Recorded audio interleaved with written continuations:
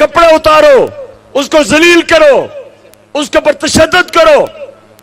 आज सारे आजम स्वाति की प्रेस कॉन्फ्रेंस अपने मोबाइल फोन पे देखो, देखो उससे क्या जुल्म हुआ है।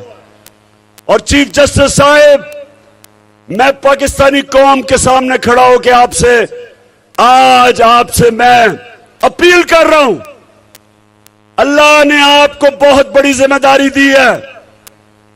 चीफ जस्टिस ऑफ पाकिस्तान का मतलब कि जिम्मेदारी आपकी कि आप आजम स्वाति, शहबाज गिल, जमील फारूकी जैसे लोगों को, आपका काम है इनको इंसाफ देना।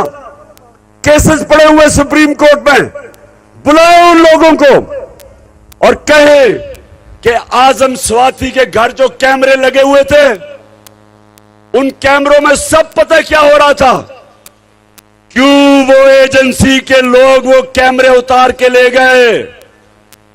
ऑर्डर दे उनको वापस लेके आए कैमरे, शक्लें पहचाने उन लोगों की।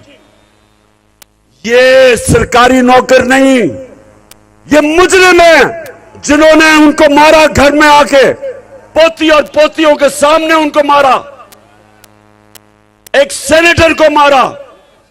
और वो क्या कह रहा था, उसकी आजादी राय है, उसके पाकिस्तान का आईन इजाजत देता था।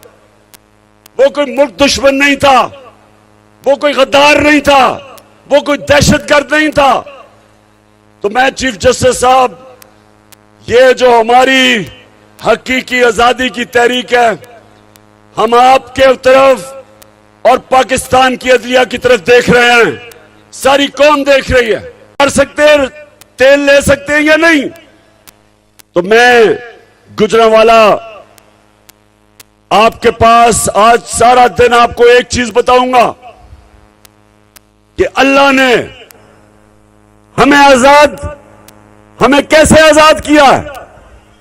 जब अल्लाह कहता है, जब अल्लाह के सामने अब दावा करते हैं ला इलाहा इल्लल्लाह, अल्लाह तेरे सिवा किसी के सामने नहीं हम झुकते, ये दावा है आजादी का। और जब फिर हम किसी सुपर पावर के सामने घुटने टेकते हैं, मेरी नजर में ये शिर्क है। जब एक किसी पाकिस्तानी शहरी को तशद्दुद होता है उस पे, जो आजम स्वाति, शहबाज गिल पे हुआ, जो अरशद शरीफ को मुल्क छोड़ना पड़ा और कत्ल किया, शहीद किया उसको, क्योंकि वो हक और सच पे खड़ा था। ये गुलामों कौमों में होता है, आजाद कौमों में ये नहीं होता। आजाद कौमों के हुकूक होते हैं, शहरियों का अदालतें उनके बुनियादी हुकूक की हिफाजत करती हैं। और दूसरी चीज, गुजरांवाला, मैं वो पाकिस्तानी हूं जिसने अपने मुल्क को टूटते देखा था। ईस्ट पाकिस्तान हमारे से अलहदा हुआ था। मैं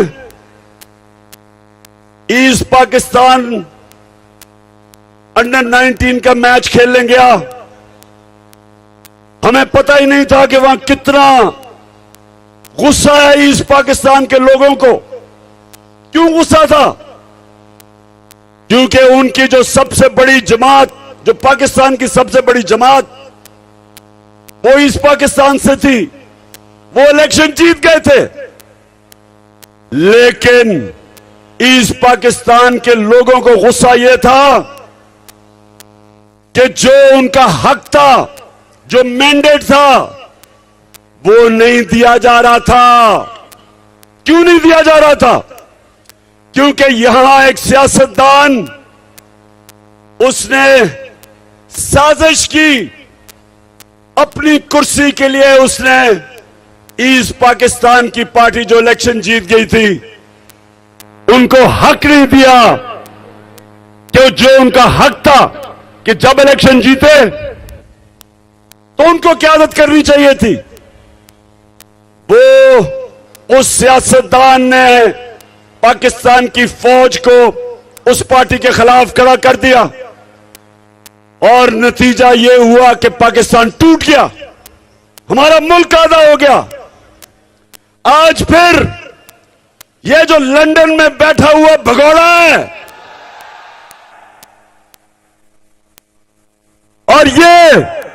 और इस मुल्क की सबसे बड़ी बीमारी जरदारी,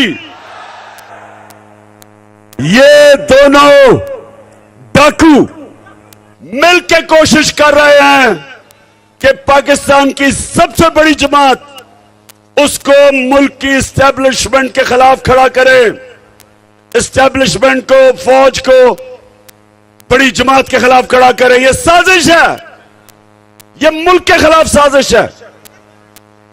और सुन लो, हम इमरान खान की जीना मरना पाकिस्तान में है। इमरान खान ने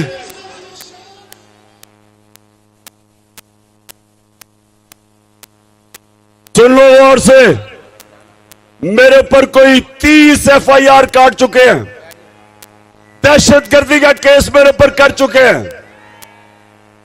मेरे ऊपर वो एक इनका शरीफ खानदान का घर का पालतू नौकर, चीफ इलेक्शन कमिश्नर, वो अलहदा मेरे पे केस कर रहा है। उसको तो खैर मैंने अदालत के अंदर लेके जाना है और 10 अरब का हर्जाना करूंगा इस बदनीयत आदमी के खिलाफ। ये सब मिलके, ये सारे मिलके एक इनका मकसद है कि किसी तरह ये चोर ऊपर मुसल्लत हो जाएं और पाकिस्तानी फौज को टाकरा करवाएं। पाकिस्तान की सबसे बड़ी जमात और वाहिद जमात जो एक फेडरल पार्टी है, जो मुल्क को इकट्ठा रख सकती है, इनकी तो खानदानी जमातें सुकड़ के छोटी छोटी जमातें रह गई हैं। ये तो थोड़ी, मैं चैलेंज करता हूं कि जब भी नवाज शरीफ तुम वापस आओ और इलेक्शन लड़ो, मैं चैलेंज करता हूं तुम्हारे हलके में जाके तुम्हें हराऊंगा।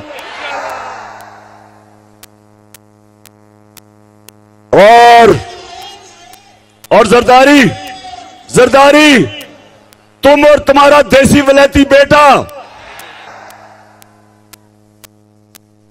जो अंग्रेज की तरह उर्दू बोलता है, बारिश आता है तो पानी आता है, 14 साल में उर्दू नहीं सीख सका। मैं सिंध आ रहा हूं, मुझे जरा इधर से फारग होने दो। जरदारी तुम्हारे पीछे मैं सिंध आ रहा हूं, तैयारी कर लो।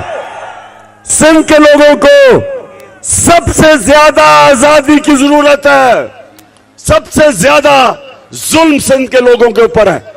तो इंशाअल्लाह हम वो जमात है और मैं वो सियासतदान हूं जिसने मुल्क से बाहर नहीं भागना। मैं नवाज शरीफ नहीं हूं कि हर वक्त जब उसके ऊपर कोई केस होता है पहले मुशर्रफ के घुटने गोडे पकड़ के NRO लेके बाहर भाग गया,